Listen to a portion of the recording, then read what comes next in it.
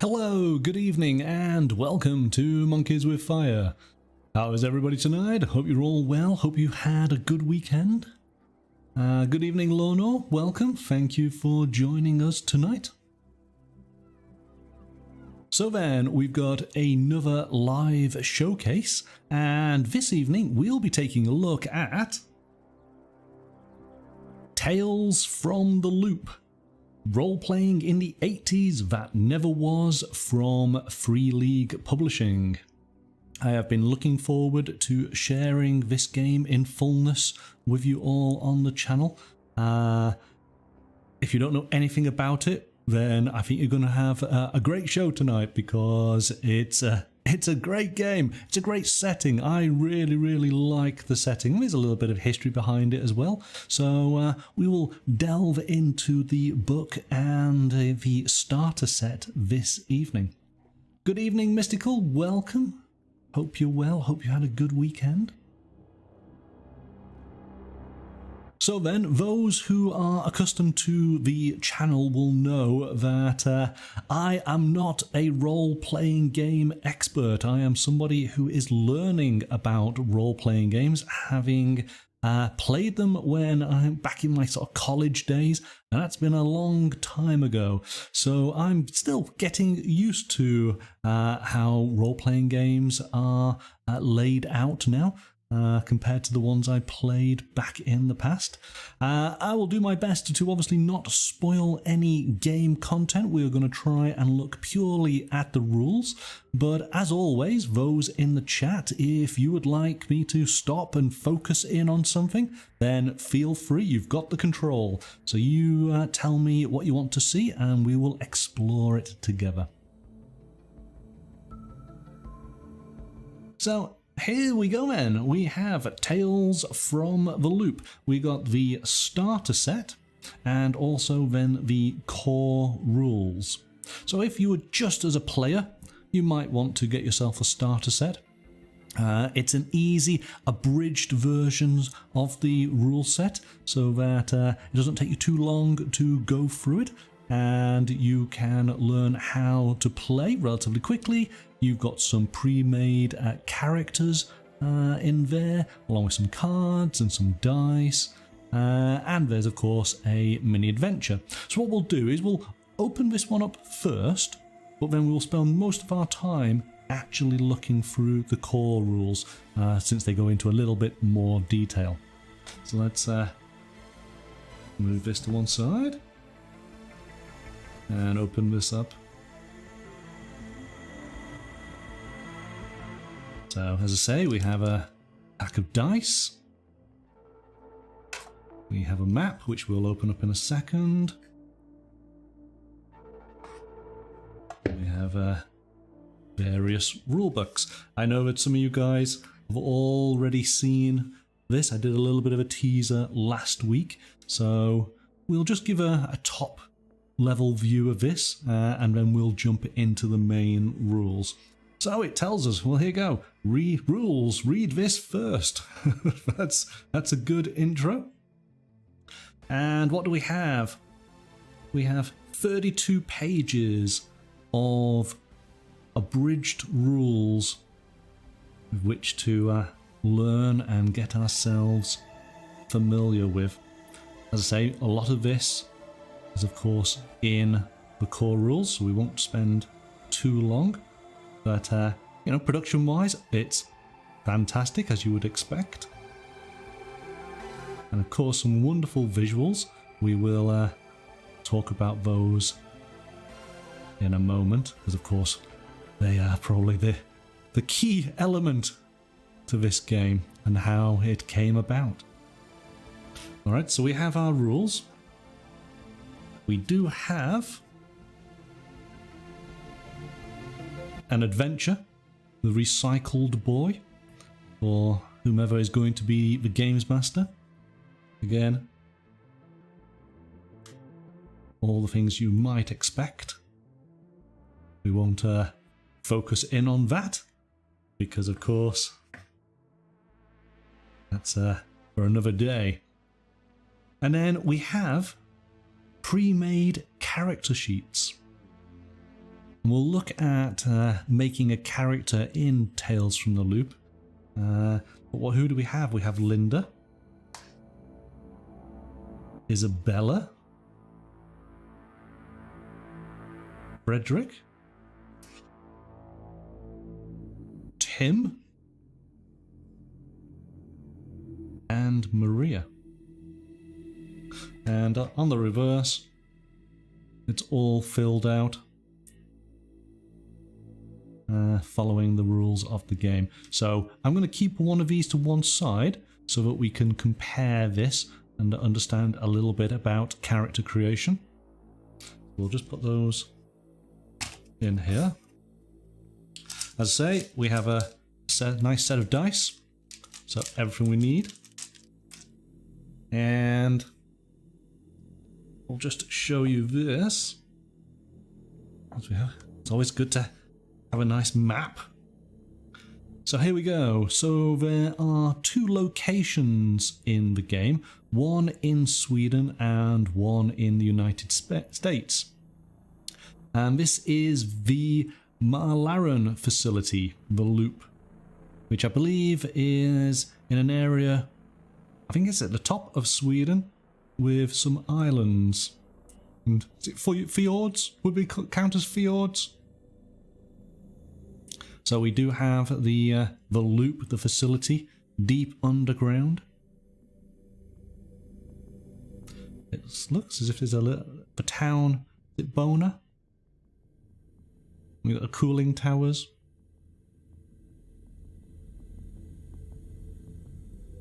And then on the reverse, we have the facility that is in the US. It's in Arizona, and it's Boulder City, which I have been reliably informed is a real place. So, not far away from, well, in fact, there it is. The Hoover Dam is there. So we've got Las Vegas reasonably close by. And not some top secret government facility, because of course we all know that that does not exist. Alright, so there you go. So that is what you get within the starter set. I'm going to keep this one out so I can refer to that.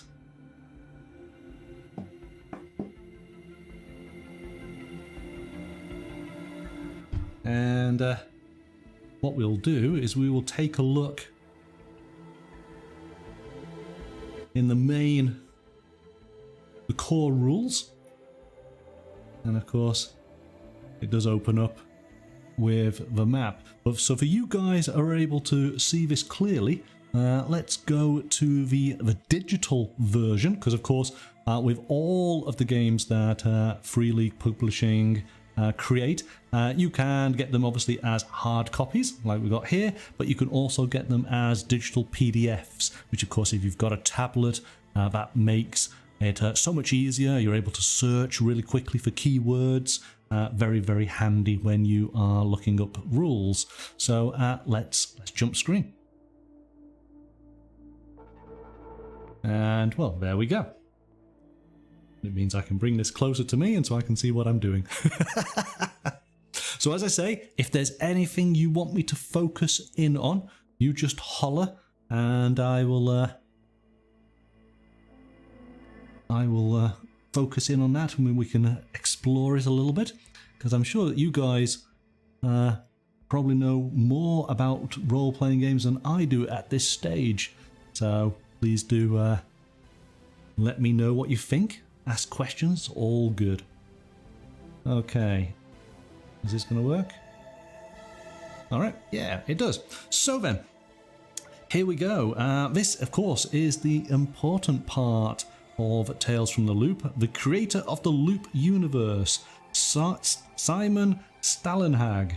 He is the artist who created these fantastic paintings of this, well, the 80s that never was. It was this imagery of 80s nostalgia, you know, kids on bikes, the type of images we think of from movies like Goonies or E.T., but then merged with elements that we know that are a bit too futuristic for the 80s, but have maintained that 80s sort of design aesthetic. And you'll of course see all of his wonderful paintings throughout the course of this book. And by creating this universe, just obviously inspired the designers at Free League to basically create a role-playing game set in that universe. And it really appeals to me. I think it's a great idea, and hopefully you'll sort of get an idea as we go through the book. So then, let's do this carefully. What do we have? We've got a couple of main chapters, and the interesting thing about this, going through it, that in essence, I think there's only about 7 chapters worth of rules for you to go through, because the last part of the book is 4 separate adventures or mysteries, as is the case in this game, and these mysteries form a mini sort of campaign. Yep, 4 seasons of mad science. So that is the end. We won't go into that in too much because we don't want to ruin it. So here we go. Yes, you can see. So basically, by chapter 7, you pretty much should have a good understanding of how to play. In fact, it's probably even chapter 6. All right. So then, let's jump on in. Welcome to the loop. And I like this. This is I always find the first paragraph is probably the most important if it doesn't capture your imagination. And the great thing about it, of course, is we have these wonderful visuals to accompany this. But here we go. The landscape was full of machines and scrap metal connected to the facility in one way or another. Always present on the horizon were the colossal cooling towers of the Boner reactor, with the green obstruction lights. If you put your ear to the ground, you could hear the heartbeat of the loop, the purring of the gravitron, the central piece of engineering magic that was the focus of the loop's experiments. And then it just gives us a little bit of an idea, tells us about our little sister Clara, who had made a brand new friend, and she went missing, and so that you and your friends went across to the island to try and find her, and sat there with her, who was her brand new friend, who happened to be a humanoid robot. And then it just jumps straight into a sort of game example. Oh, too far. There we go. To give us an idea of what we might do in that situation. So, as it progresses to the Tales from the Loop. In this game, a story is called a mystery. It deals with a group of friends who try to solve mysteries together. The friends are kids, aged between 10 and 15 years old, living in the late 1980s. Everyday life is full of nagging parents, never-ending homework, and classmates bullying and being bullied. I remember that. So the mysteries allow the kids to encounter strange machines and creatures that exist as a result of the nearby loop, a huge underground particle accelerator built in the late 1960s. The kids get to escape their everyday lives and problems and be part of something meaningful and magical, yet also dangerous. They risk getting injured and also changed by the troubles they have to overcome to solve the mysteries. Troubles is something that will be explained later on. Again, it's a slightly unique sort of twist given the nature of the game. So it goes into some detail as far as how role-playing games work, and of course if you are familiar with that then you'll have a reasonable idea, and explains a little bit about the two loops in Sweden and in the United States. But of course it does invite the possibility that if you wanted the loop to exist in your hometown, then, well, why not, eh? So away you go.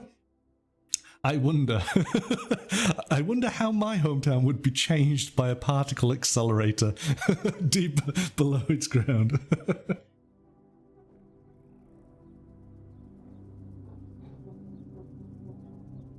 Okay, so it then goes on about dice rolls, because of course there's so many dice rolls, isn't there? I jumped. I want to make sure I haven't. I think I might have just a little bit. Let's just go back. Yeah, there we go. Rolling dice. Okay, so the kids have numeric ratings for what they're good at: understanding machines, fast talking, climbing trees, and running fast. These are the type of attributes that are important. Not picking locks or being able to do acrobatics. These are the type you need to know.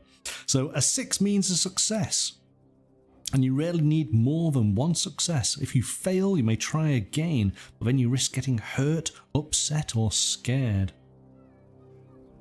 This is explained later on. So here we go, some principles of the loop. The Tales from the Loop role-playing game is permeated by 6 principles that the players and the games master will use to create stories with the right kind of feeling and plot. They are also tools to finding a way to get along if players have different opinions about what should happen in the story and how it should be described. The principles are first presented as a numbered list and then explained in more detail. Okay, so here we go. These are the 6 key principles to the game. Your hometown is full of strange and fantastic things. Everyday life is dull and unforgiving. Adults are out of reach and out of touch. The land of the loop is dangerous, but kids will not die. The game is played scene by scene, and the world is described collaboratively. Alright, so that's interesting. I do like the the idea adults are out of reach and out of touch. But let's go into a little bit of detail then. So it does say your hometown is full of strange and fantastic things. And describes the little bit of a detail on the particle accelerator being built in from the 1950s onwards. And that since that time, so here we go. Huge transport vessels fly, cyborgs and robots can think, scientists create time portals and objects that replace people's identities. Strange beasts roam the landscape and humanity can contact people and creatures from other times and places. I mean, pretty much it's giving you free rein to be able to do anything so long as you put it within the context of this amazing portal, this technology that allows them to bring in elements. So not infrequently things are created because of experiments that go wrong or random events that spawn something new and unexpected. Only the imagination limits what can happen in the land of the loop in the late 1980s. The kids should discover all these strange things. Alright. Everyday life is dull and unforgiving. So the alarm clock rings every morning and homework must be done every night. Doesn't matter that the magnetrine ships sail by outside the window, that mum and dad are still quarrel and your brother seems to hate you. Life is full of setbacks and obstacles. The adults decide and do as they please, and kids are forced to do as they say. Sure, sometimes a problem is solved and you enjoy a nice moment, but it only lasts a short while. Then it's the same as before. Everyday life. Do you guys remember that time when everyday life is dull and unforgiving? Was it that bad?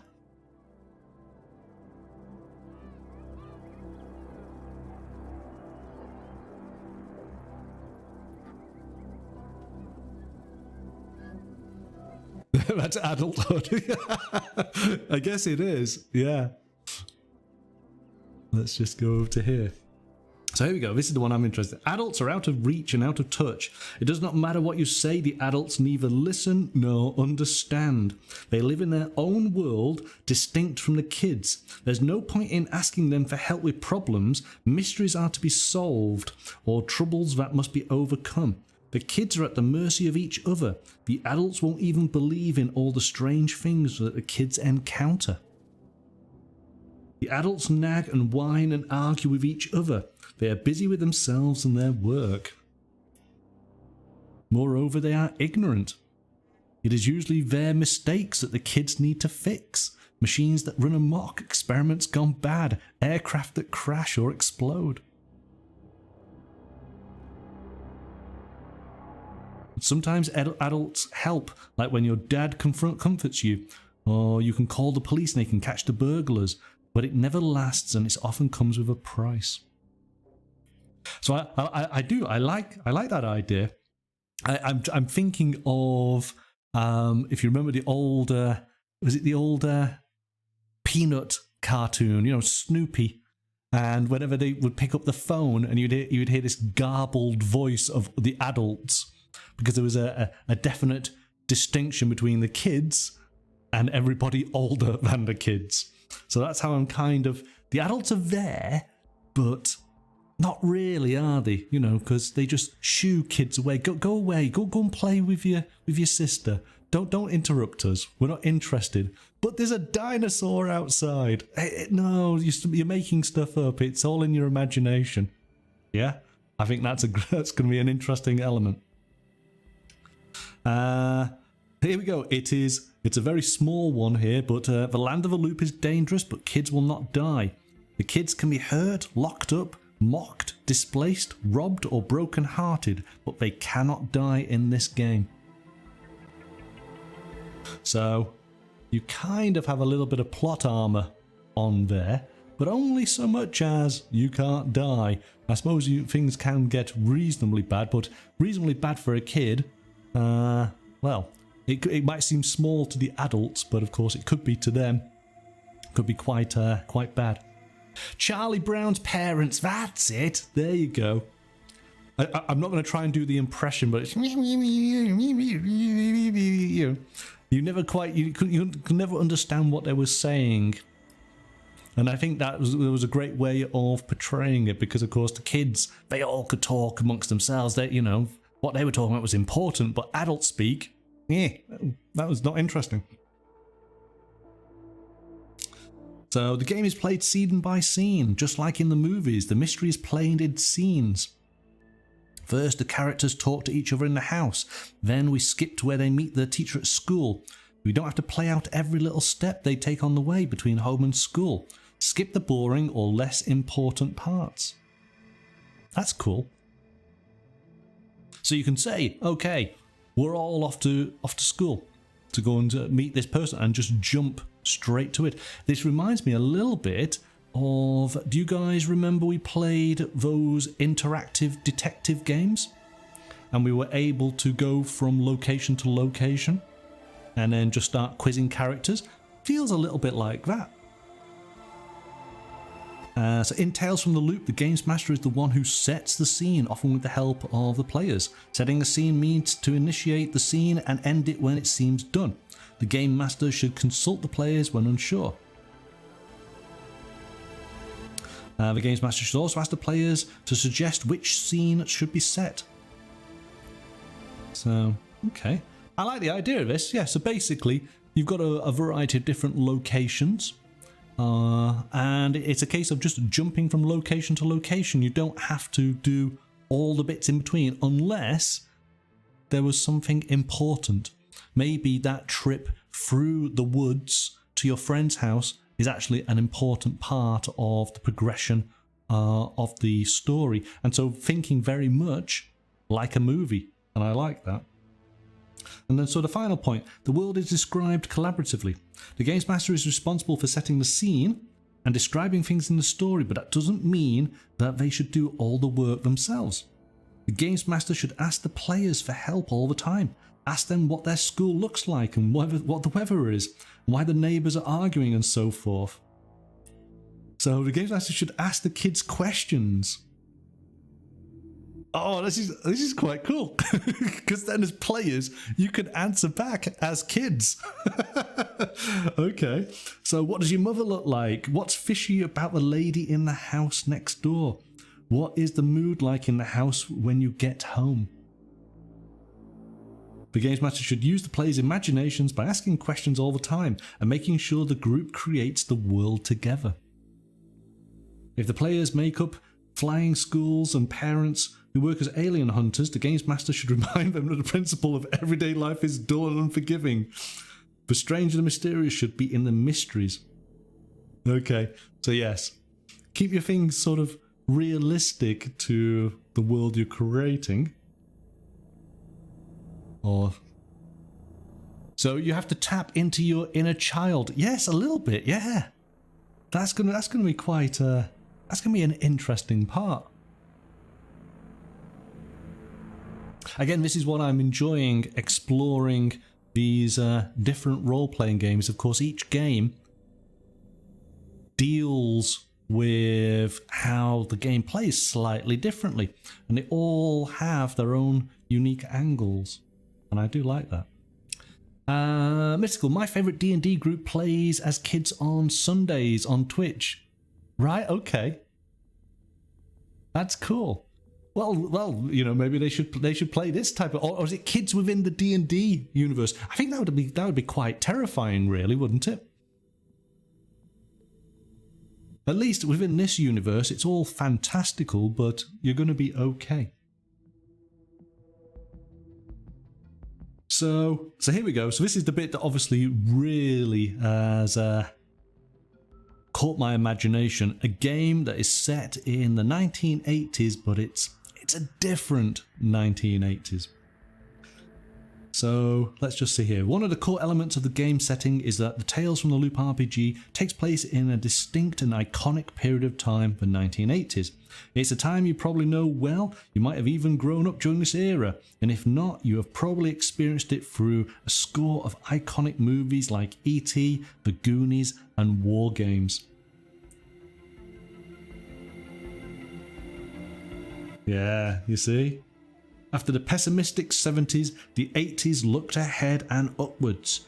Everything seemed possible, yet it was also a decade of fear and conflict. Looming over everything was the spectre of the Cold War and the global threat of nuclear war. To be scared of the bomb was as natural as being afraid of climate change today. This and everything else that happened during this era is part of this game, but there is more to it as well. Because this was a game about the 80s that never was. So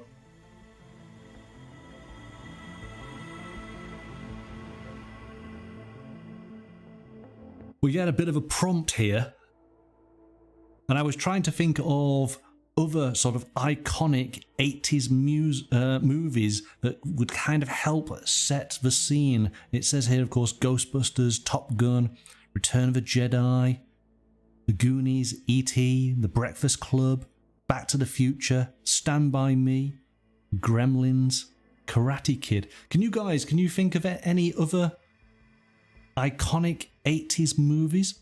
I mean, out of the ones there, I think Goonies and E.T. possibly are the best examples for this kind of idea of, you know, kids going out on adventures.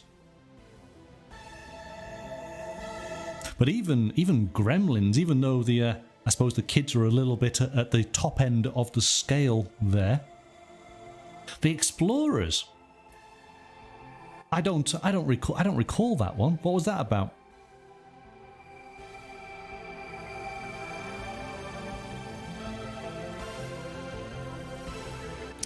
Okay, so it starts to go through a bit of a timeline down at the bottom here, so we get an idea of the development of the loop.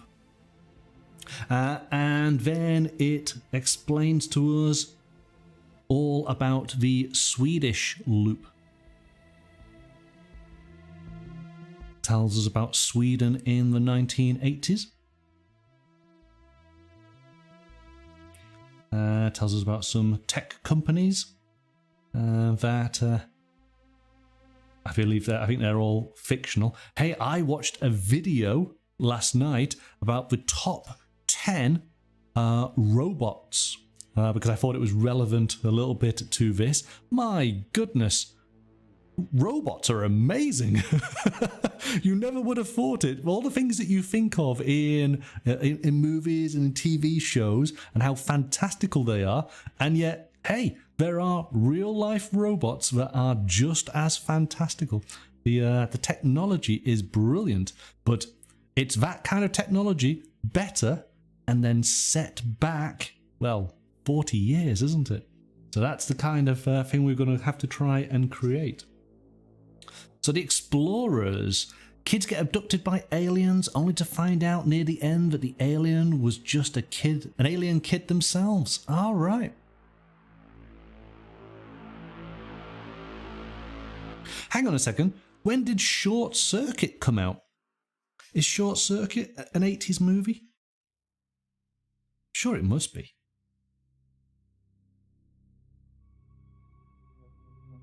Okay, so continues to give us background growing up in Sweden, and I'm then talking, and I am probably pronouncing this correct, the Mälaröarna Islands, so telling us a little bit about that area.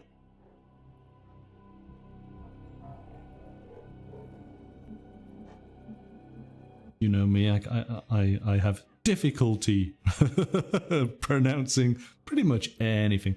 Okay, things to do in the 80s. What could you do in the 80s? You could hang out at the local kiosk. You could go to a school disco. You could play games on your Commodore 64. You could watch VHS videos. And again, so here we go. I mean, just the soundtrack alone to have in the background of this game. Take On Me, Aha, Billie Jean, Michael Jackson. The Final Countdown from Europe. Jump from Van Halen. Girls Just Want to Have Fun, Cyndi Lauper. I mean... No. I think they're a little bit too young for what you're suggesting, Lorna. These are just innocent kids in Sweden. Being a kid in 80s Sweden is living with the constant stress from homework, the social games in school, and the demands from parents and siblings at home. It's hard to be a kid. What with school tests, local bullies, and other much cooler kids, it sometimes feels like life is out to get you.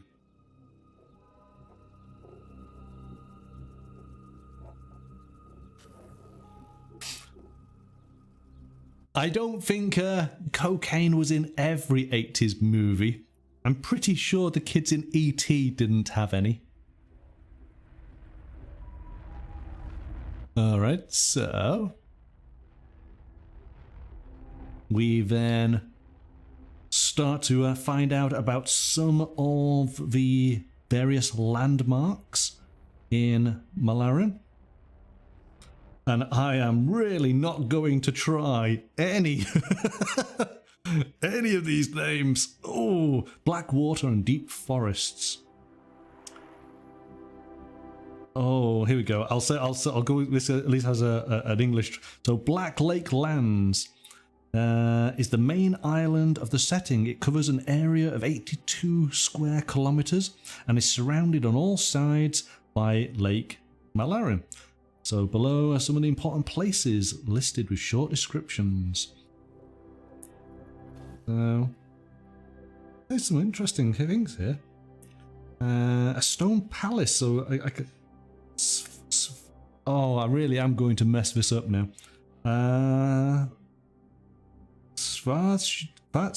Svartjo. I'm going to say that. Svartjo Palace. Hey, well, let's go with that.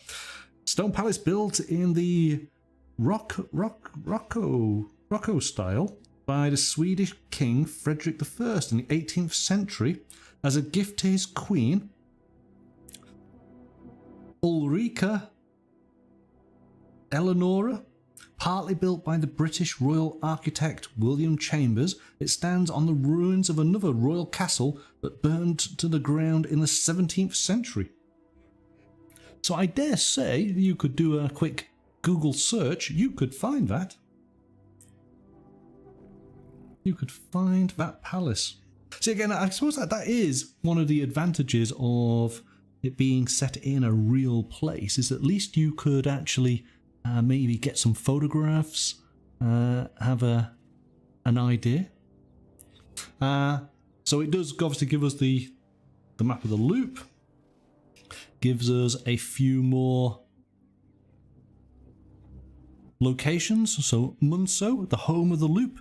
The island of Munso is home to the heart of the scientific installations of the Mälaröarna Islands, the loop itself. Still open to the public, the northern part is where the main building and installations are found. Around these, the immediate surroundings are sealed off for everyone other than cleared personnel. And there are 3 huge cooling towers. Kind of part C, and they were on the front cover. So these, no matter where you are, you can always see these towers. It's always a point of reference for you. And so again, goes into more detail on the loop and all of the facilities around it, its construction.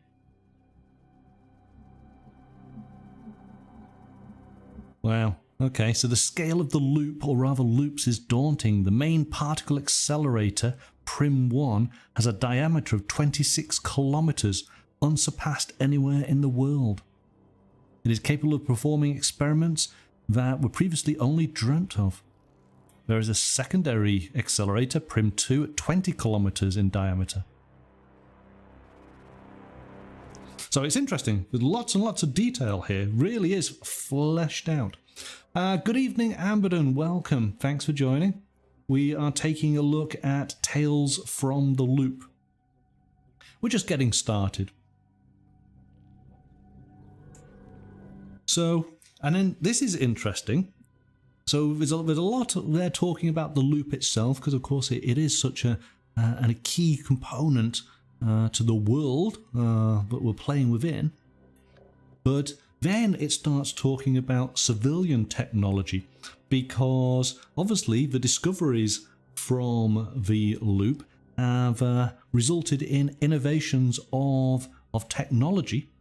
And yes, the surrounding sort of town does have a lot of these new tech, but what I found really interesting is, for whatever reason, these scientists are the most irresponsible that there is, for the fact of they leave a lot of their tech just lying around if it doesn't quite do what they expect it to do. So there it details various civilian tech, and then we go on to some military technology. Oh, go back. And then it's the magnetrine flight. This explains, I think I'll have to go on to the other side, how magnetrine works.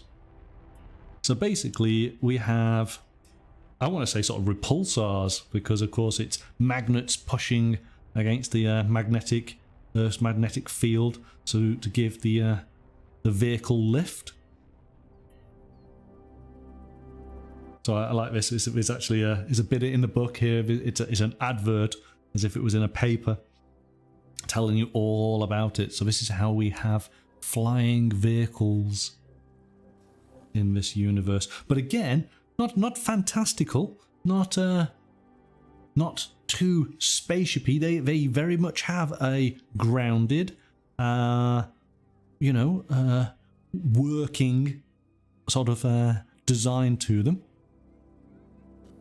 It's like a tractor or a truck, as opposed to a spaceship, even though what it's doing is quite fantastical. And I like that. That's really cool. And you'll see more of these kind of illustrations in the paintings as we go through the book.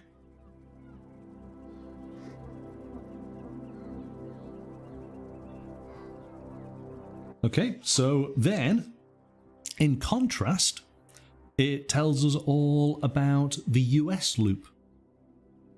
As I say, this is in Boulder City, in Nevada. And so it goes into an equal amount of detail, but America in the 1980s. And of course, there is plenty of TV shows we can draw inspiration from, like Magnum and Cheers, Knight Rider, The A-Team, V. Oh my goodness! Oh, wow! Did any of you guys watch the original V?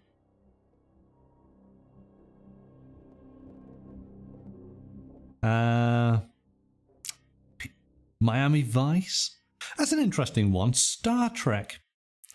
Star Trek: The Next Generation. Now, yes, okay, it started in 1987. I don't know. I actually find that difficult to wrap my head around, to think Star Trek: Next Generation as being an 80s TV show. Doesn't quite feel right. But that's the thing for me, that Star Trek has been sort of syndicated so many times. I remember watching it all the way through the 90s into the early 2000s. So, yeah, that's an interesting one. What do you think? Do you think Star Trek, would that be on your top 10 TV shows for the 80s? What other shows might you put on? When did Alf? When did Alf come out? Is Alf an 80s TV show? Or is it 90s trying to be 80s?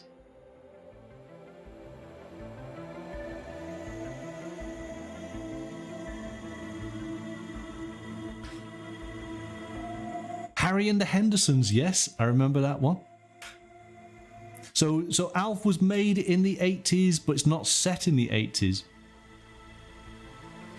When was Alf set?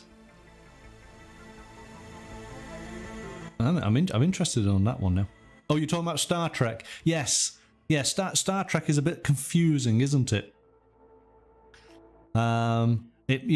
It's tail end of 80s, but it doesn't have the 80s feel to it, does it? I suppose. You know, it's 80s looking to the future. But hey, you know, they invented tablets and you know, communicators, so can't be all bad. Okay, so as I say, it goes into lots of detail all about the US loop, and we can see the world from a slightly different perspective. Now, so what do you do in the 1980s if you're a kid in Boulder City? Hang out at the pool? Again, playing games, but they've listed here playing games as tabletop RPGs. Okay, so before I turn the page, other than a Dungeons and Dragons style of game, what role-playing games do you think they were playing in the 80s? What do you think was in this list? Some of these I do remember.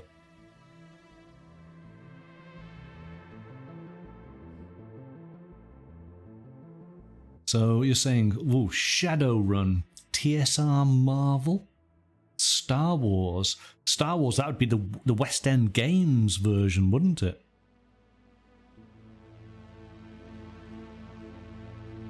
Right, I don't. White Wolf, I remember, but I wouldn't know what games. You have to give me game titles. That's what I've got here. Let's go across. Let's see if I think maybe some of these might be White Wolf games. Let's have a look. Okay, so here we go. So AD&D from 1977. Because, of course, in the 80s, Dungeons and Dragons was huge, wasn't it? But there was a lot of paranoia about the game at that time. But here we go, Rolemaster. I have never heard of Rolemaster. Do either of you guys? Top Secret. Call of Cthulhu. Yes, definitely know that one. Champions. Gangbusters. Star Frontiers. Chill, Pendragon, and Cyberpunk. Do any of those ring out to you? Satanic Panic, says Mystical Unicorn. Indeed, yes, it was a huge thing, wasn't it, at that time? I do remember. Ooh, wasn't it a movie with Tom Hanks, a very young Tom Hanks?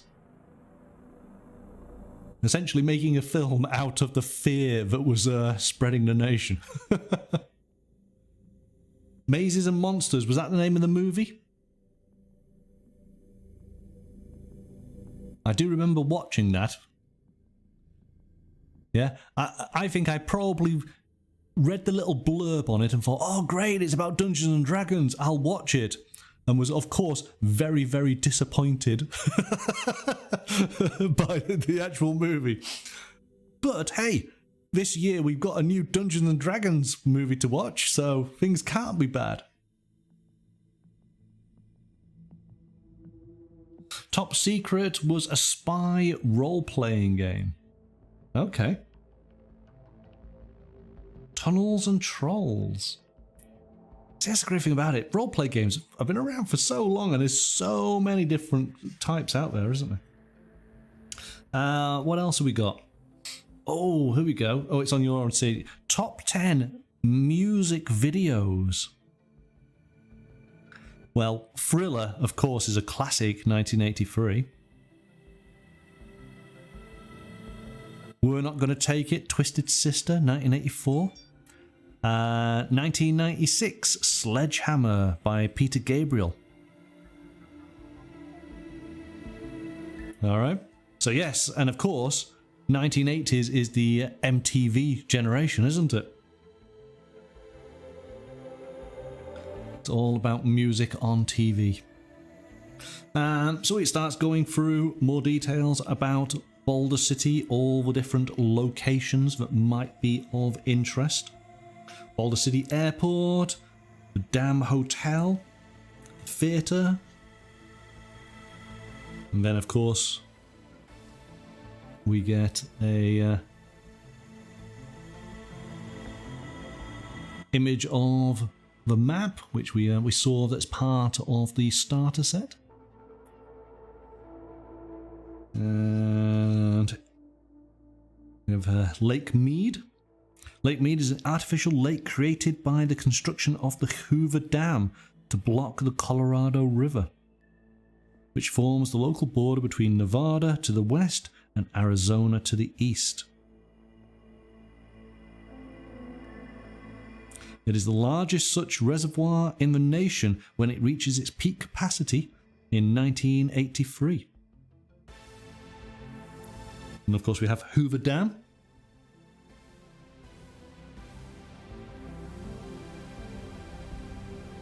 Valley of Fire State Park. Then, of course, Las Vegas. Oh, here we go. Here we go. So we've got the Strip. A series of world-famous casinos that sit along South Las Vegas Boulevard.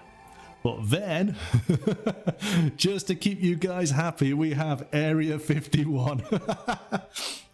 So in the 1950s, aliens supposedly landed in this legendary part of a Nevada test and training range run by the US Air Force, although no evidence of this has ever been produced. It's actually used to test experimental aircraft and weaponry, and it sits over 80 miles northwest of Las Vegas, out past the Nevada test site where the US military used to test atomic bombs.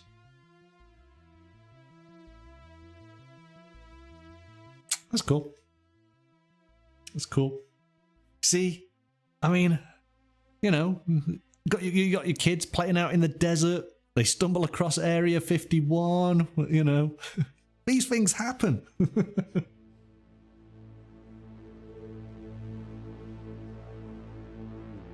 Okay. Oh my goodness. All right.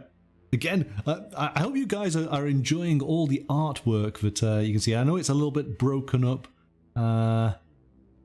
as we go through, but in the book, oh my goodness, it's amazing. It's really, really cool.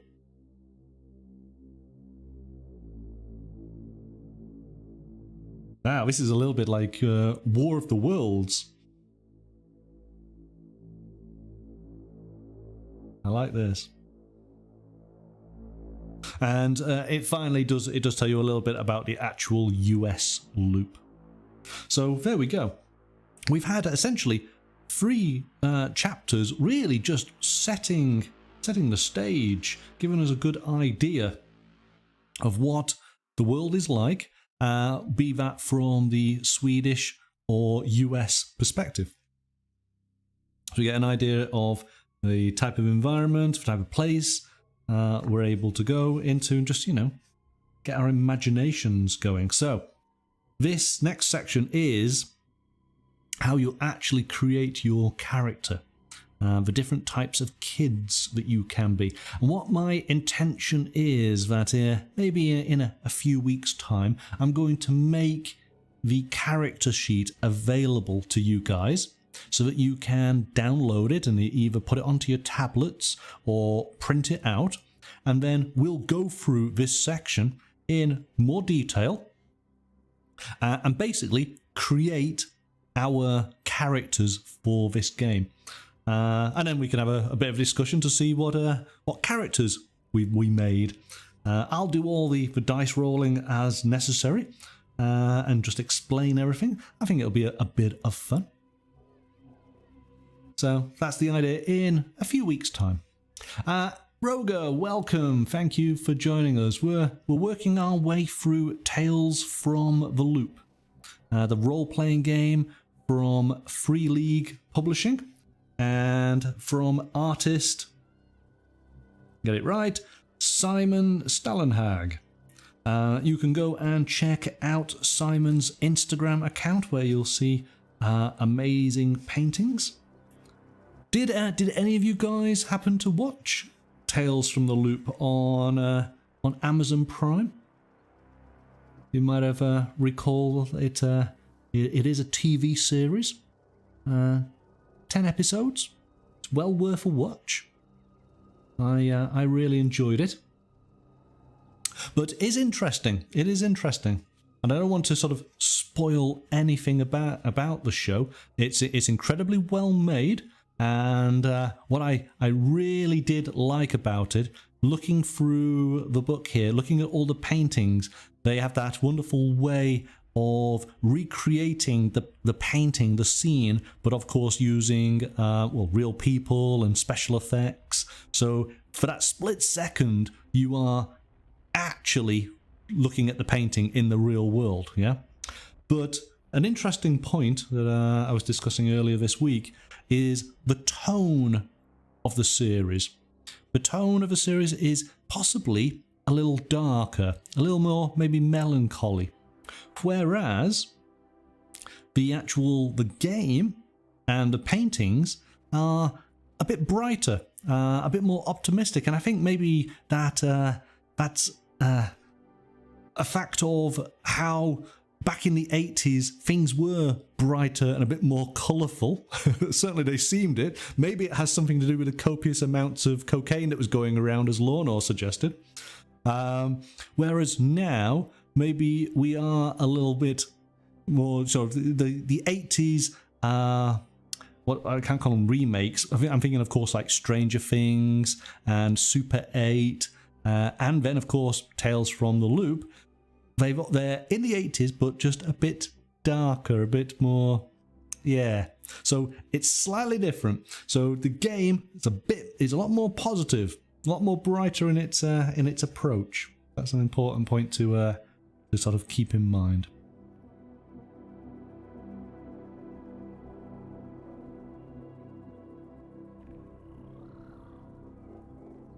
You enjoyed it all as a piece. That's good. Yes, we watched it over Christmas and thoroughly enjoyed it. Was a great sort of introduction. There were some episodes that were really wow, but I understand where it was the sort of heartstrings being pulled, melancholy aspect of it, which was done really, really well. But maybe things would be a bit brighter. So thinking more Goonies level. But anyway, let's move on. So, kids. So each player creates a kid, and the process is step by step and explained. Okay, so here we go. So what do we have? We have, wow, 14, 15, 16 stages. So let's just quickly blast through this. You choose your type. You decide your age from 10 to 15. There's a distribute a number of points equal to your age in the 4 attributes. So 1 to 5 points in each. Determine your number of luck points equal to 15 minus your age. I think I understand that the older you get, the less lucky you are. So what does that mean for us poor adults? We have 0 luck at that point.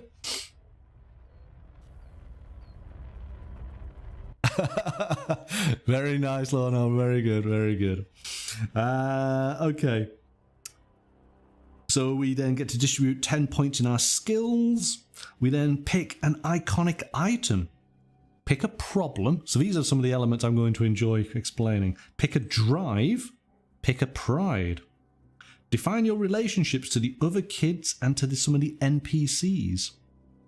Select an anchor. Probably not a physical one. I know we're in an island region here, but we have to pick a name, then write a short description, and choose your favourite song. And then as a group, we define the group's hideout, and then answer the GM's questions. Okay, so we'll find out what that's about. So that's pretty how it is. So basically what we do then is we have different types. So here we go, you guys in the chat. Let's go briefly through these different archetypes. And I want you to shout out, tell me which one you would be. Okay? And everybody in the chat, you've got to answer, because there's an interesting, so a bit of a little quiz type thing at the end. Okay? So you tell me which you would be. So first of all, we got the bookworm. Somebody, of course, who, when you read, you travel thousands of miles to foreign countries. You speak with mad poets and discuss the meaning of life with philosophers who died hundreds of years ago.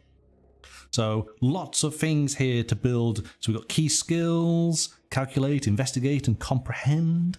And actually, as we go through these archetypes, maybe suggest up some characters that you think might fall into these archetypes from TV shows or movies. So we've got iconic items, an encyclopedia and a magnifying glass. Your problems. Nobody tells me how my dad died. My sister is really sick. Wow, okay. So, the poor person's got some serious problems here. Your drive. I want to find answers to the big questions in life. Your pride. I'm the smartest kid in school. Relationships to other kids. We are siblings and friends. Gives you some ideas of relationships to other NPCs. Your anchor. So the person who grounds you, your mom and your dad, your teacher, a local author. All right. So, bookworm, calculate, investigate, and comprehend. Computer geek, which is calculate and program and comprehend. But there with a Commodore 64.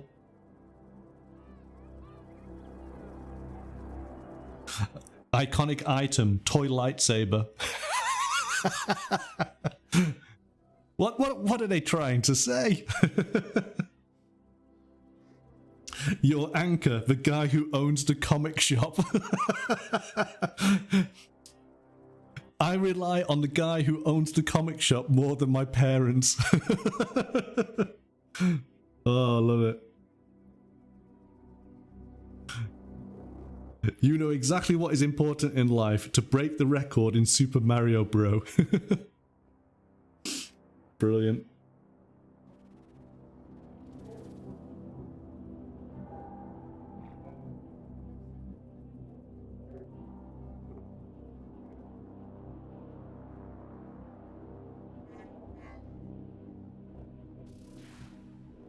Hello, L-Hawk. Is it L-Hawk? But is your name Lee?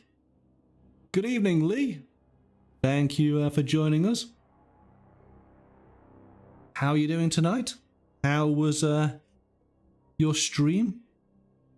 We're taking a look through Tales from the Loop, a role-playing game set in the 80s that never was, by 3 League Publishing. We're just looking at the different types of character archetypes, trying to decide, well, who we might be. We've already had, what have we had? We've had the bookworm, we've had the computer geek, we've now got the hick. Oh my goodness, okay. Iconic item, a crowbar or a tractor.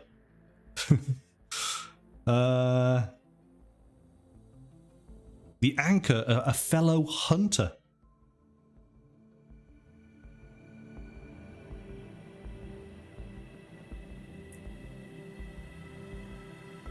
And I like also, this is an interesting thing, hopefully you can see, typical names.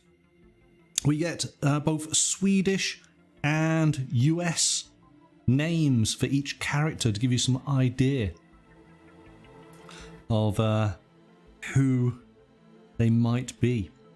We then have, here we go, this is, well, well, obviously it works for both. I would have instantly thought this being more American. We have the jock. But of course, we got the jock as in an ice hockey sports player. And of course, you know, ice hockey is huge, isn't it, over in Sweden? But as it is in America. It's probably more so in... How big is ice hockey over in America? Because in Canada it must be huge, but is it huge in America as well? Of course, I used to play the Mega Drive NHL hockey. I used to love that on the Mega Drive. Is that? Hang on, would that be in the 80s? That'd be in the 80s.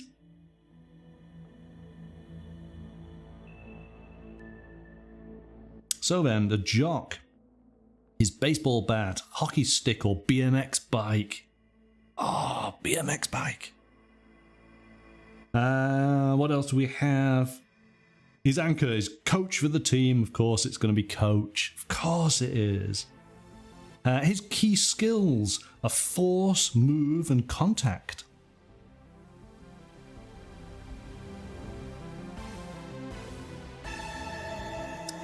So, he obviously reminds me straight away of, is it Brett from the Goonies? Yeah? So, what was his name? What's his name? It's the guy who plays Thanos now in the Marvel movies, but when he was a young lad, he was in the Goonies. What's his name? What's his name? Tell me his name. Popular kid. Key skills are contact, charm, and lead. So she has a packet of chewing gum and a hairspray bottle. These are her key iconic items. And she's a Shannon, a Kelly, a Melissa, or a Tiffany.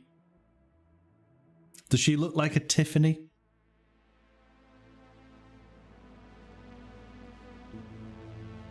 I think she looks cool. Josh Brolin, thank you very much. It was Josh Brolin, wasn't it? The Rocker. Move, charm, and emphasize. He's got a boombox and a leather jacket. And for him, his anchor is the guy at the music store. All of these kids prefer to have, you know, firm relationships with people other than their families. Oh, here we go.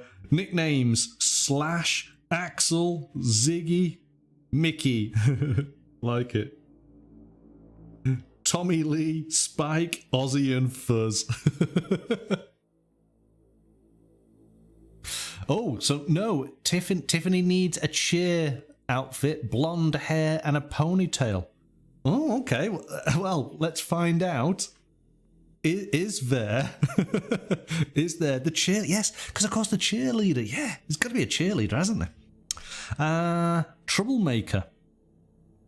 His key skills are force, sneak, and lead. Problems. My mother or father drinks a lot. His iconic item is a lighter and cigarettes. And he's a Ray, a Jerry, a Troy, or a Steve. Is Steve a troublemaking name?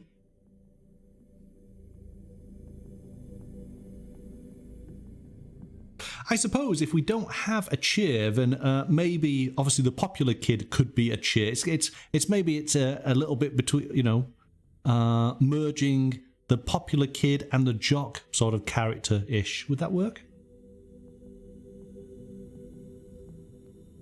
Because the last archetype here is the weirdo, the outcast. So what do we have? They have their iconic item is a pet rat.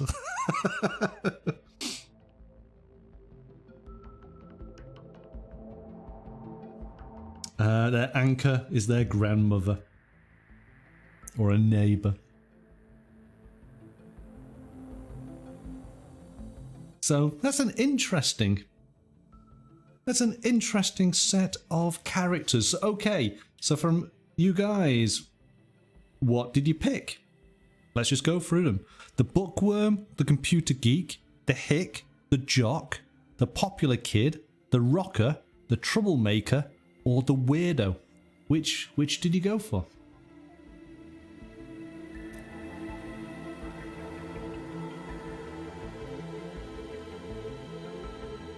So Steve is a troublemaking name because your youngest brother is a Steve. Sorry, Steve. Sorry. Mystical, you've gone for the bookworm. You think you'd be a bookworm type of character.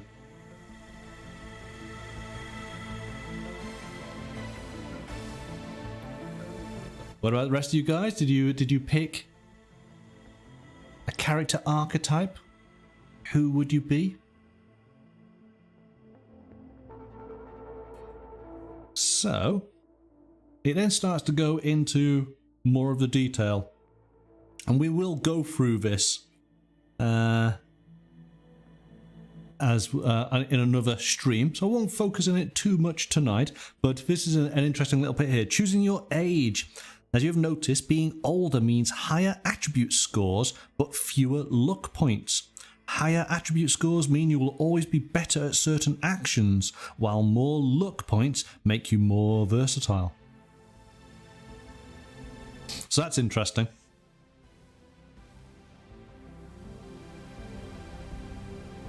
So your age affects your attribute scores, the amount of luck points you have, yeah? So we have our age, our attributes, looks, skills, items, which we've had a whole load of suggestions, and then problems. So I think this is interesting. Here we go. All kids have a problem. You may have kept yours to yourself or told the other kids. The problem is part of everyday life, something that worries you. During a game, the games master will use the problem to put you in trouble. If you solve the problem, then you must pick a new one before the next mystery. You should choose a problem that you want to explore during the mysteries. It's a signal from you to the games master. Put my kid in this kind of trouble. So that's an interesting element. That seems different. Is that something that you guys who have played other roleplay games, are you familiar with that kind of mechanic in other games? Where you already have an element to your character that the games master is incorporating into the game for you as a challenge for you to overcome.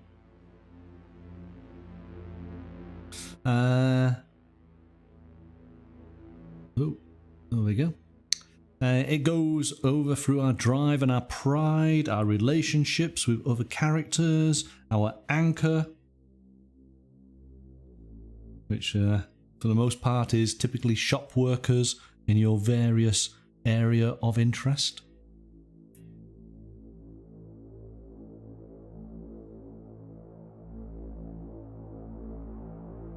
And then here we go, conditions. So I found this interesting as well.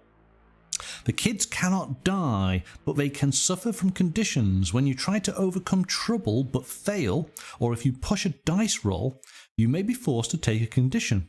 There are 5 conditions, and the first 4 are mild: upset, scared, exhausted, and injured. The exact interpretation of a condition can vary, and you may need to be adapted to the situation at hand. You decide what condition to take in a given situation, and you get a -1 on all dice rolls until it is healed. Additional conditions are cumulative. 2 conditions give -2 on all dice rolls, and so on.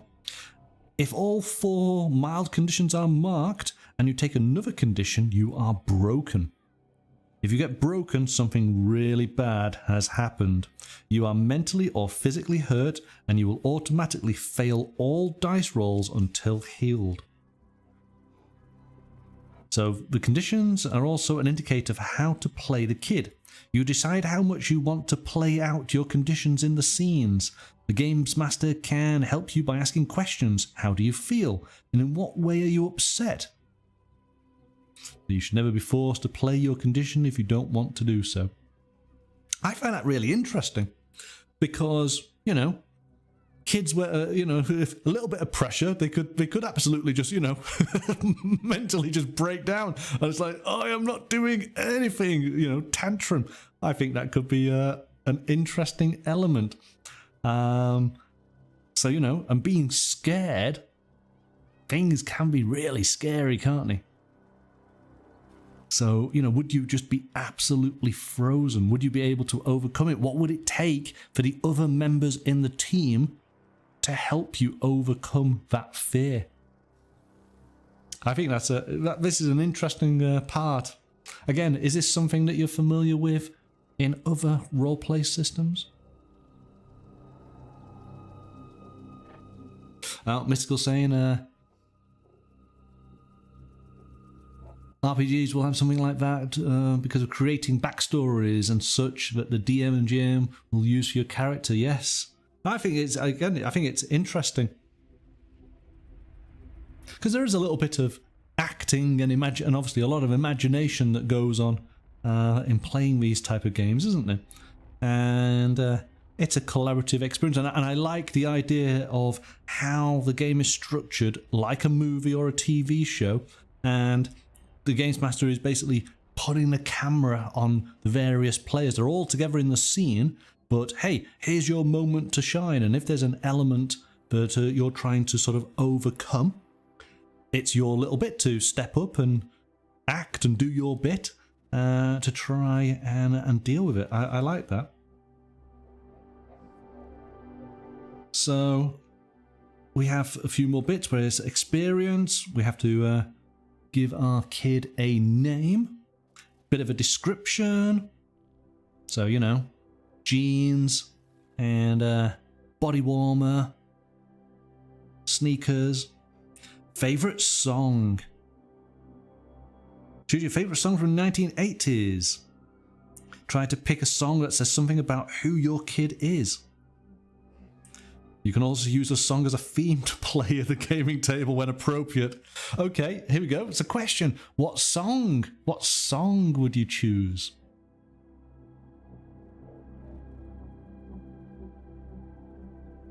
Yeah, Mystical, you've got it there. Hang on a second. Can I press a button that makes something cool happen? Let's see. Let's do that. Will this work? What does that fear make you do? Maybe it makes you have a panic attack. Maybe you dissociate. Maybe you get angry. Yeah, no, I like it. Roger, Roger, I think that might be saying too much about your character. Oh, honestly. But very, very good, very good.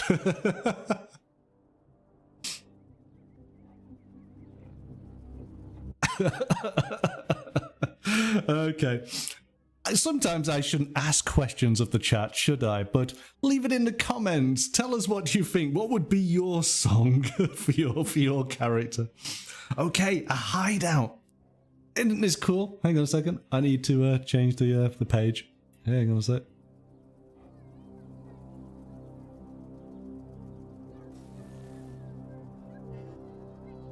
Oh, there it is. Right, there we go. Hideout. So kids have a hideout together where they can be alone and safe. The players should agree on what their hideout is and where it's located. So where would you have the hideout? Treehouse? In a cave somewhere? Maybe it's an old shack in the wood. Maybe it's at the bottom end of a scrapyard. An old bus. Yeah, it's a whole variety of different places your hideout could be, couldn't it? And that could be a lot of fun. That can say something about your group. So here you go, questions. After all players have created a kid and before the game starts, the Games Master will ask a number of questions of you. You should answer them as honestly as you can and from the perspective of your kid. The Games Master chooses 4 to 6 questions from the list directed at the kids and distributes them one at a time, and a 2 to 3 from the list of questions addressed to the whole group. It is the responsibility of the Games Master to ensure that all players get to answer questions and gets roughly the same amount of focus. Okay. So, oh, Mystical, you want to go a tree house with scrap cloth over the windows and old blankets on the floor with books everywhere. But yes, you do have to share your hideout. That's kind of the idea. It's your den. But it's for the team, because you are a team, remember? You're a group of friends. You might all come from slightly different backgrounds, but you work together, you know. I can think of a classic team with a talking dog that was way, way better in the 80s than any modern incarnation of it. So here you go. These are interesting. So I will mention a few as the Games Master would, and see what you would think of. You've got to be answering it as if you were the kid in the game. So run, Raggy, run. So what do your parents do for work?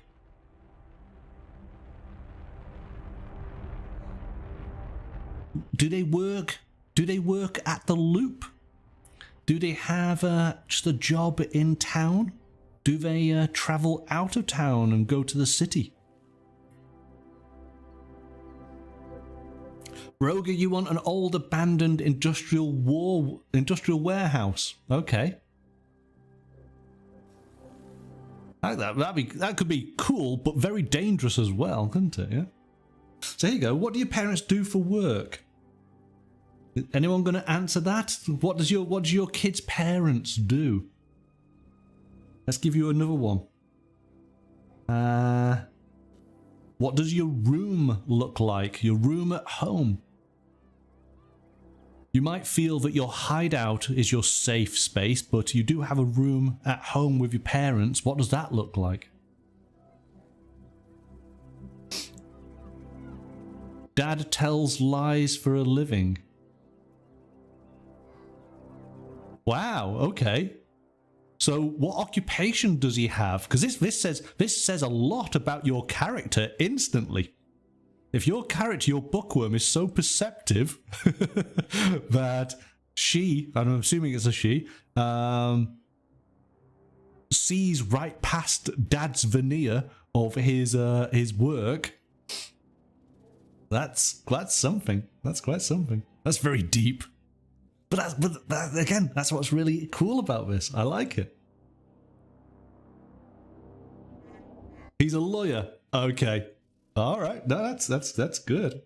I thought it might be something like that. Or he could have been a traveling salesperson. But I don't think they don't really have that in the 80s, would they? No, maybe not. No. You still get people knocking on your door wanting you to sell stuff. You could be a politician. Yes. Yes, that's a good one as well. Okay, but a perceptive kid. Okay. What does your room look like? What posters do you have up? What is the pattern on your bedspread? If I remember back to the 80s, I'm sure mine was The Empire Strikes Back. And I might have had a Marvel character at some point. Back when Marvel characters really were Marvel characters.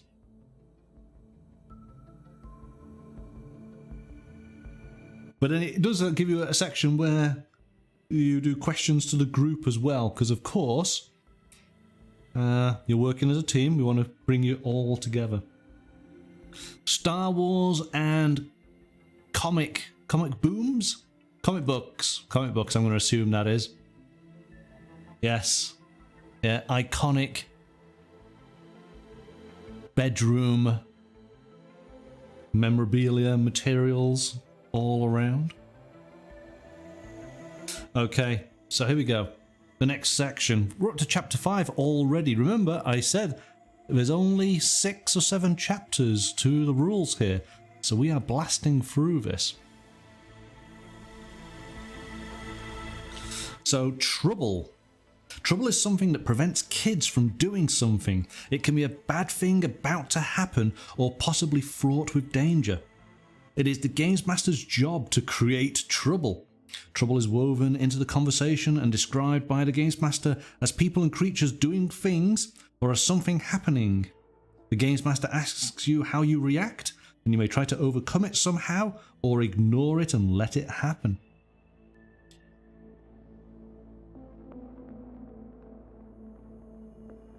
And so we get some typical troubles here. So these are basically the little challenges that you are having to overcome. And ultimately, your character with their attributes, hopefully, a few dice rolls, and you are able to work out the problem and overcome it. But let's just see some examples. Someone is standing outside the entrance, and we'll see if you try to enter. So, trying to sneak past somebody. One of the bullies throws a bottle at you. The old man's dog is chained to a tree in the garden. It seems to be sick and it's frothing at the mouth. Ooh. Mom refuses you to let you go out tonight. So, there's the obstacle. How are you going to be able to get out and meet up with the rest of the gang if Mom is refusing you to leave? Does that mean you have to pretend to go to bed early with a upset stomach and put some pillows down the length of the bed and then climb out the window,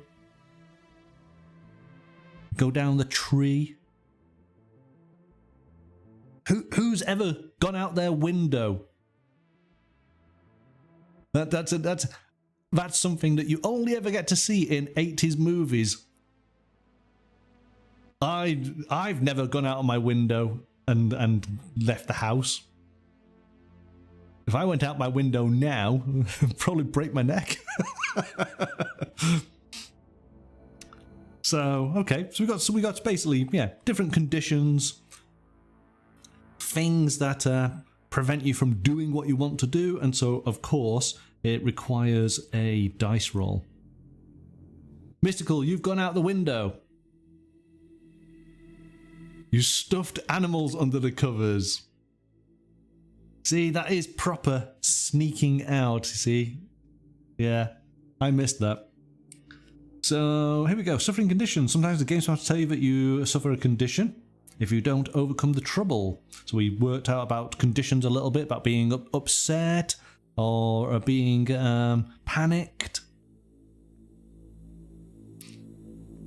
So, you know, parents are stopping you from going out. If you fail the roll, suddenly you become upset and have this massive tantrum and meltdown. Go to your room. Oh, but thank you, Mother. That's exactly where I want to be so that I can sneak out of the window. Oh, you see? Kids, or, you know, kids find a way. The dice roll. You describe how to try to overcome the trouble and what you're trying to accomplish. The game's master may ask for more detail if they think the situation is unclear, or may ask you to change your mind if you're trying to do something that is quite impossible. Grab a number of dice equal to your score in the attribute you use, then add more dice equal to your level in the corresponding skill. Okay, I see how it works. Okay.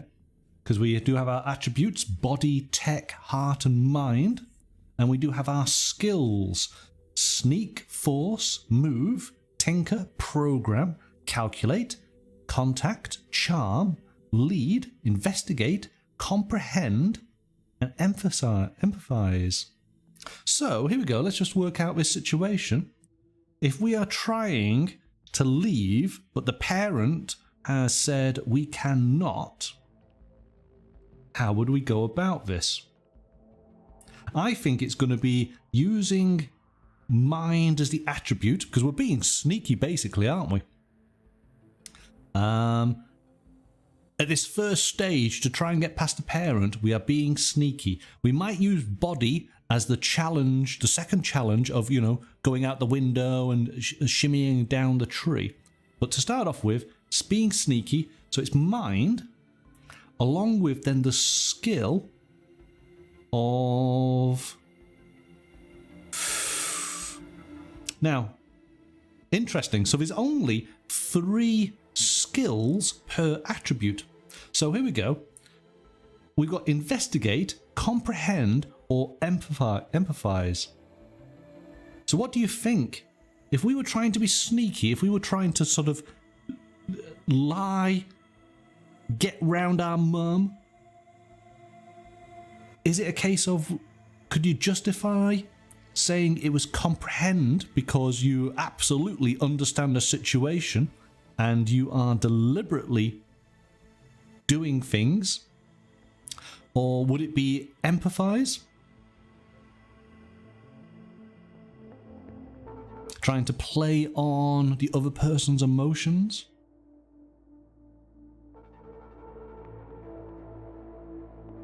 I think that would be interesting. But then, of course, if we end up going back to if we fail, we end up going back to our bedroom in a crying fit, very upset, and then, well, it could be then we need to set up a teddy bears under the bed, so maybe that is being sneaky, and then body and sneak, or body and move to be able to go out the window. So, Mystical, you're saying comprehend because you have to understand what's going on in order to know you need to find an alternative way out. Yeah, I would say that's probably... It's an intelligence test, isn't it? Yeah, I would agree on that. That's again, it's interesting. It's not the typical sort of skills and attributes in so many other games. And exactly, or empathize to manipulate. Yeah. So either of those, I think, would work with it. And then again, that's up to you then as the player to decide. And you would obviously, depending on the weighting of the skills that you have done in creating the character, you would lean into whichever one more, wouldn't you? No, I think that seems about right. And so ultimately, from both these attributes and skills, you have a certain number of dice, and you roll those dice, and basically you're looking for sixes. Depending on how challenging the GM determines that test, will determine the number of successes that you require. So maybe, maybe this is what I like about role-playing games. Maybe you've done this one before. Yeah, your character is always sneaking out, and that being the case, Mum's got wise to your little tantrums or your subtle manipulations. So maybe this time round you need to roll 3 successes. Yeah, because she's wary of you. Yes, you could manipulate with tears after you fail. Yes. You see, these interesting solutions to problems in this game that you wouldn't ordinarily use in other games, right? Okay, so you can see how that works. It's pretty simple, isn't it? Yeah, and you can have a little bit of fun with it. Okay, so here we go. Let's go across to this. So, typical troubles with threat of a condition. So it gives us a bit of an example here. So your big brother tries to wrestle you down in front of your classmates. You risk being upset. The car starts to weave back and forth across the road. If it crashes, you are all injured. 2 military robots start looking at you with their headlights. If they find you, they will scare you. You are trapped on the island. If you don't find a way to escape, you will be exhausted. The noise from the strange portal sounds like nothing you've heard on Earth before. If you keep listening, you will be scared.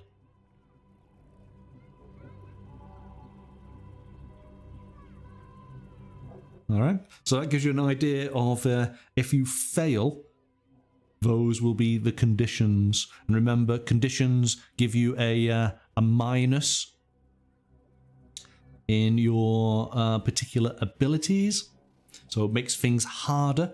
If you become all 4 upset, scared, exhausted and injured, then you are broken and you will fail everything until you can be reassured and brought back.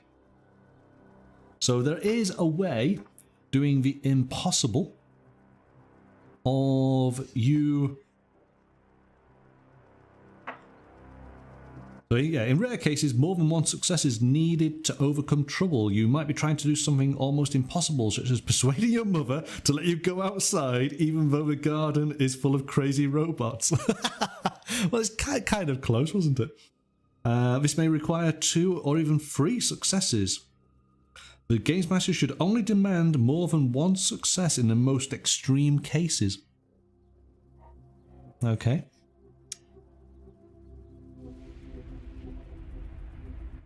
We got some answering questions and buying effects. So if you roll more successes than you need, leftover successes can sometimes be used to buy beneficial bonus effects. Such effects are described for each skill. Where's that then? The same effect can be bought several times. The game master decides which effects, if any, are suitable in a given situation.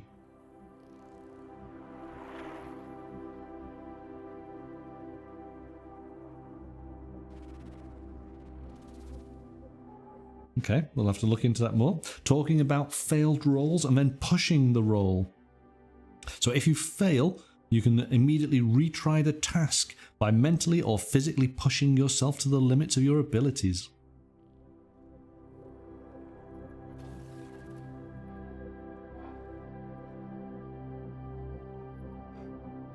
And then we have helping each other.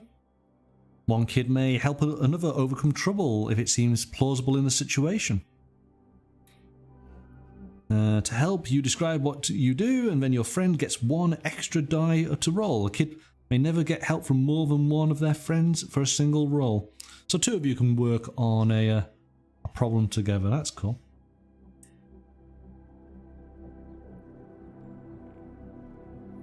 Okay. Wow, okay, so extended trouble. Here we go. So sometimes at a crucial moment of a mystery, trouble can be so climactic that the kids have to come up with a plan and work together. A single dice roll is not enough to portray the trouble they are in. Each kid will have their part to play in the plan's final success or failure. This is extended trouble. So we set the stakes, we set the threat level, kids make a plan, we play the scenes, and then we have the outcome. So again, we just set it up like a little movie scene. So here we go. We have all of the different skills. So in fact, we can probably double check our idea here of trying to get past Mom with either comprehending or empathizing with Mom. So, have I gone too far? Nope, there we go. So we got sneak and force and move and tinker. Program, calculate, contact. But we're looking for comprehend and mind. So here we go. So comprehend, ability to have the right piece of information or to be able to find it. So it's not quite that one. Empathize. Here we go. Ability to study what makes a person or an animal or a conscious robot or cyborg tick and how to find its weakness. You need time to study or talk to the creature. So what is her weak spot? How can I make her do something? Yeah, so I think it's definitely empathize would have been the better skill to use to try and get past Mom.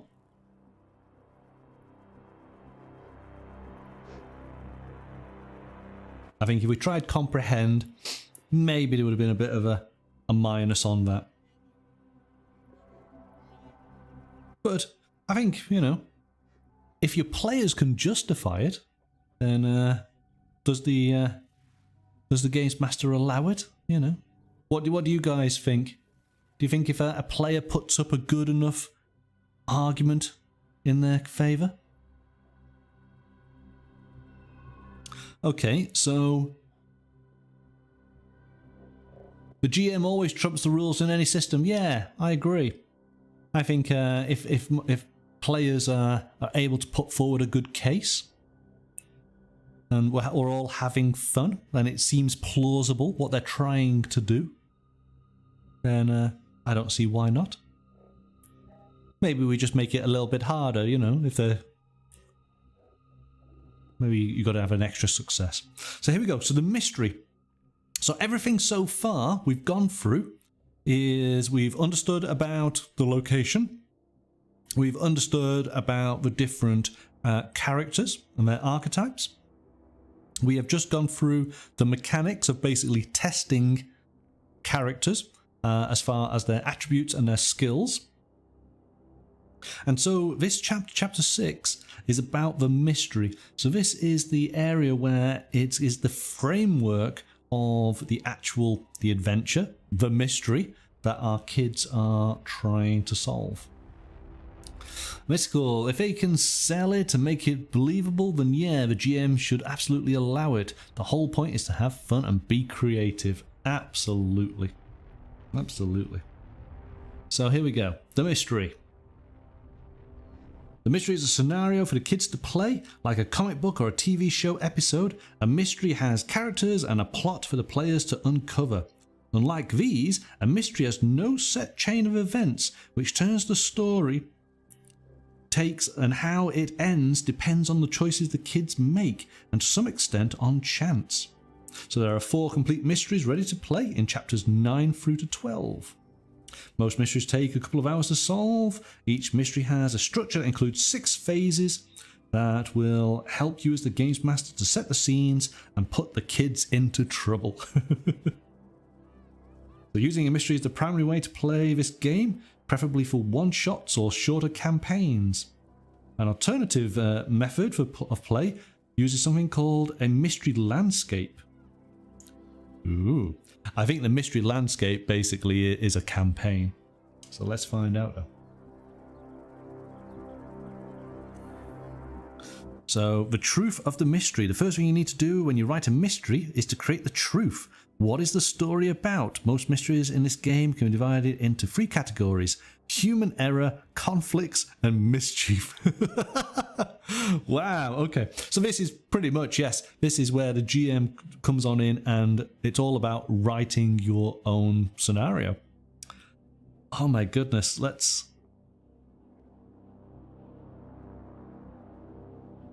Wow, look at, here we go. So, truth about the mystery, human error. A gravity dissolver has accidentally fallen from an airplane and landed nearby.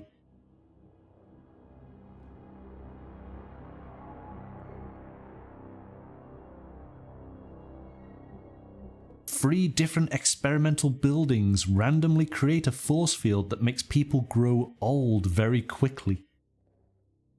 Okay, that's a bit scary. A creature from another time or place is stranded by the loop and needs help to return home. E.T. Phone home. This is great. So that was human error. We got conflicts, mischief. Teenagers steal a robot and bring it to a party.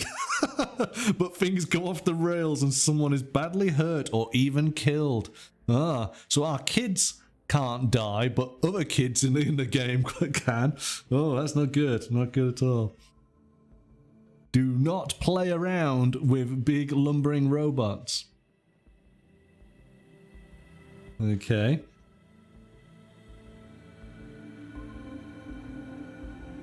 So it goes through explaining different scenes.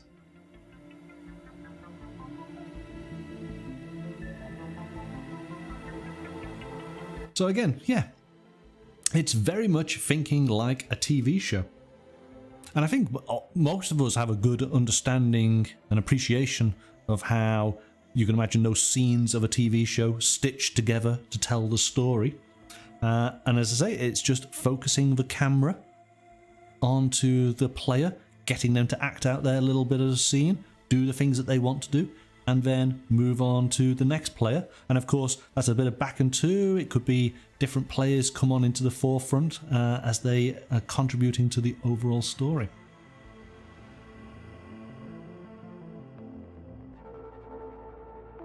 What is the age range? Because that could be a factor on how to approach situations. So it says that the ages are between 10 to 15.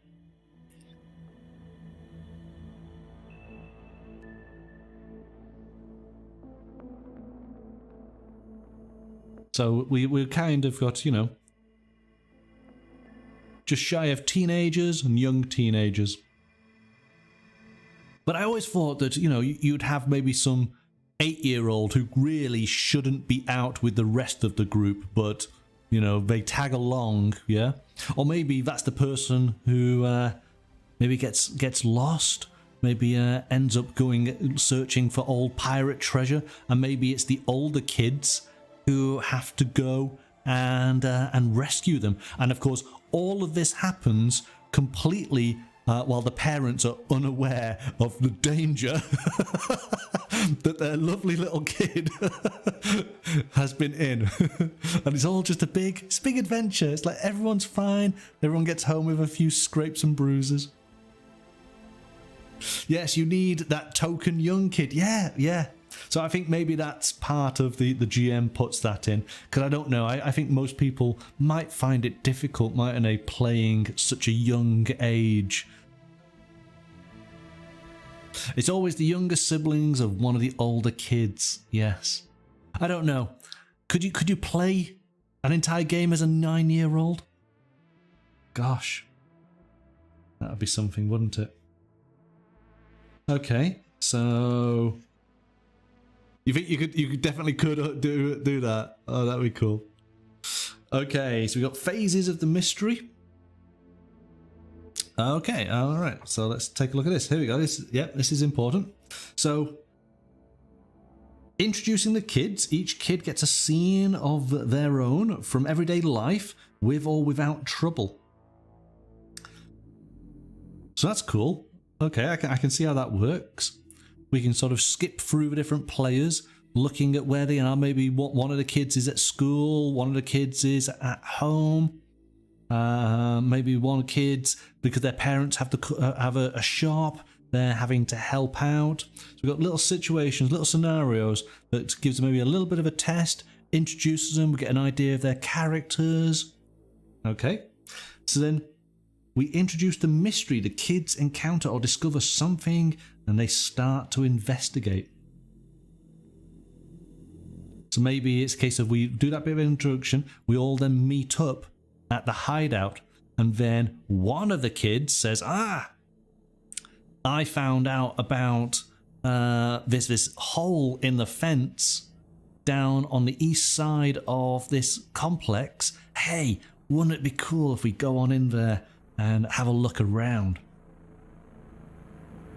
So solving the mystery, the kids visit locations, discover clues, and overcome trouble, while at the same time having to manage everyday life. Because that's the point, that sometimes, as the game's playing out, remember, you're also within the constraints of these kids. So you may not be able to do your adventuring because, hey, it's Monday and you've got to go to school. But maybe you all decide as a group that, hey, we're all going to have elaborate schemes of how we get out of school. And maybe that becomes part of the adventure and the narrative of you all trying to overcome, getting out of maybe detention or gym class or whatever. So that could be interesting. Showdown. The kids have to solve the mystery and must now try to stop what's happening, often in a dramatic scene where everything is at stake. And then there's the aftermath. The mystery has been solved, and even if the kids are successful, their lives are mostly the same as before. Each kid gets one scene from everyday life, so it's just like an epilogue. And then change. The players may, if they like, change their kids, problems, iconic items, prides, and relationships. The kids get experience points, which can be used to increase skill levels. Okay.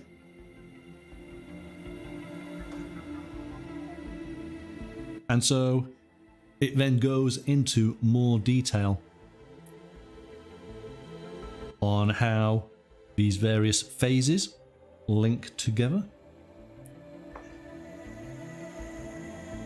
and gives us an idea of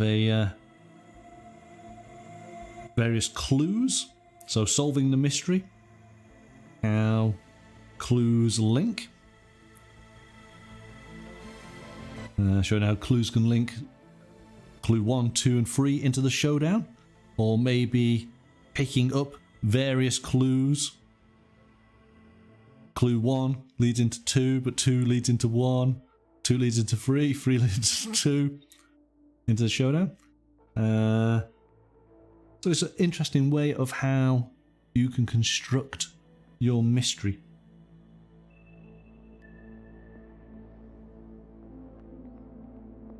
Clues 1 and 2 going into 3, and then 3 going into showdown. Okay, that's interesting.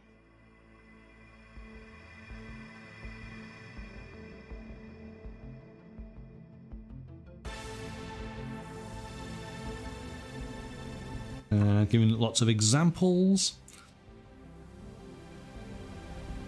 And then giving advice, guidance to the Games Master for setting the mood. So this is just lots of great information as far as how to put your mystery together. various NPCs, machinery, creatures. Oh wow, okay. So, this is going to be on 2 sort of pages for you guys, but this is a mind map of the mystery dreams come true. So, it's the connection of all the characters in Peter's sort of life and how these characters all interconnect.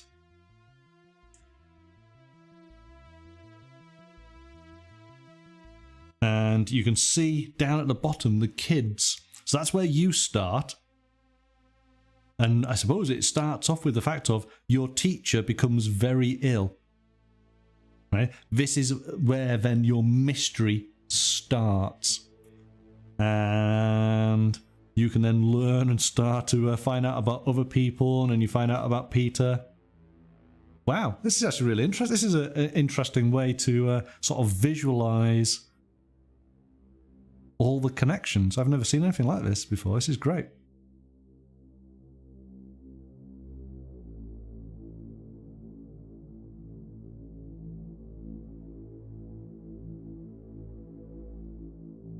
So mystical.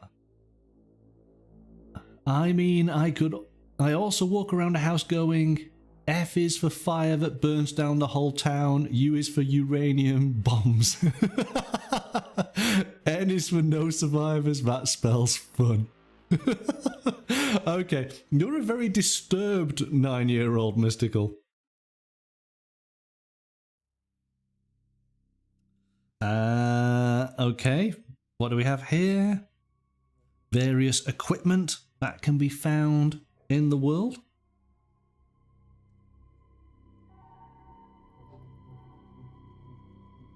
And we do have some dinos, because of course, why not?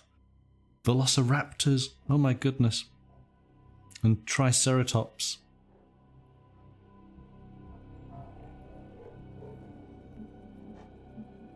So, variety of different elements you can put on in there. So that's talking about how to put together a scenario. The mystery landscape, I do believe, is threading various scenarios together to make effectively a campaign. Yeah. And you'll find that these will sort of, as I say, feed into one another. So it's giving the GM all the tips that they need to do that.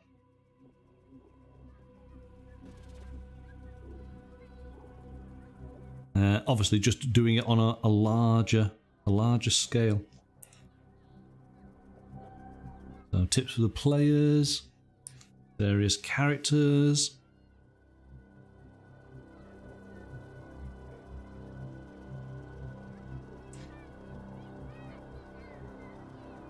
And so in fact this is actually, yeah, this is giving us so much more detail here.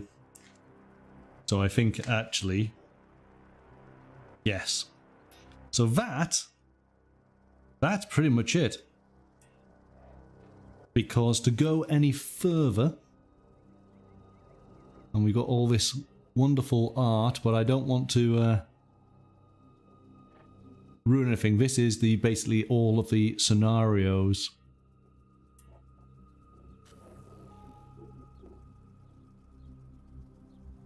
So there you go. So that is pretty much the book.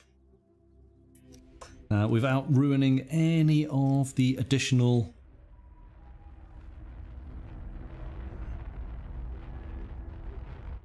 scenarios or campaign that's in there, but I just thought this was quite a neat way of doing things. So let me scroll real quick. Oh, quick. Because we don't want to look at any of that, but there is lots of it. Right, here you go. So I asked which kid would you be, because I get the impression that the backers were asked this same question, and all of the backers have their names at the back of the book, and it was just interesting to see which of the character classes came out as the most popular. So Weirdo just gets a thin sliver. There's quite a few computer geeks, and there's possibly just as many popular kids. But there's a mountain of bookworms. There's literally page after page after page of bookworms. Everybody went for being a bookworm. Why is that? Why is everybody a bookworm in the 80s? What's that all about? There's just so many. And then we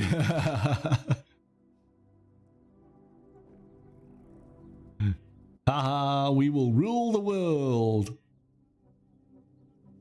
Yes, so there is a lot of bookworms.